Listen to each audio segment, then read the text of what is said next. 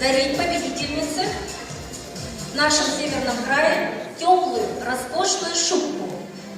Приз для нашей королевы был специально привезен из мехового королевства, из самого центра мехового производства Костари, фирмы Трасиас Фурс.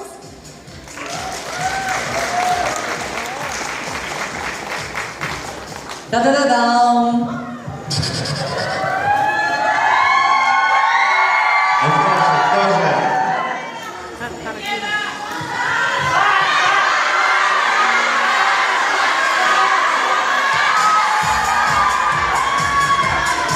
Мне очень приятно озвучить победительницу главного конкурса красоты Республики Саха-Якутия Александру Павловну.